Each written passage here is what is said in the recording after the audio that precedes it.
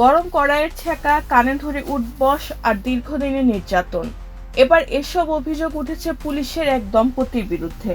খুলনার সোনাডাঙ্গা এলাকায় এক কিশোরী গৃহকর্মীকে গরম কড়াই দিয়ে ছ্যাঁকা ও শারীরিক নির্যাতনের অভিযোগে গ্রেফতার হয়েছেন সোনাডাঙ্গা থানার এএসআই সঞ্জয় মিত্র ও তার স্ত্রী এএসআই পপি মিত্র। স্থানীয়রা জানায়, সোনাডাঙ্গা আবাসিক এলাকার সোলার পার্ক সংলগ্ন একটি ভাড়া বাসায় এই ঘটনা ঘটে। স্থানীয় বাসিন্দারা জানালা দিয়ে দেখতে পান গরম কড়াই দিয়ে মেয়েটির মুখ ও শরীরের বিভিন্ন স্থানে ছ্যাঁকা দেওয়া হচ্ছে। যন্ত্রণায় মুখ ফিরিয়ে নেওয়ার চেষ্টা করলে তাকে কান ধরে উঠবস করানো হয়।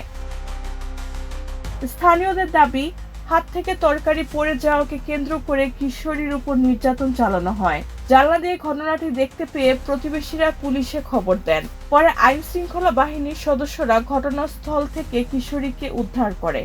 বর্তমানে নির্যাতনের শিকার কিশোরী খুলনা মেডিকেল কলেজ হাসপাতালে চিকিৎসাধীন রয়েছেন। তার শরীরের বিভিন্ন স্থানে নতুন ও পুরাতন আঘাতের চিহ্ন পাওয়া গেছে বলে জানিয়েছেন স্থানীয়রা।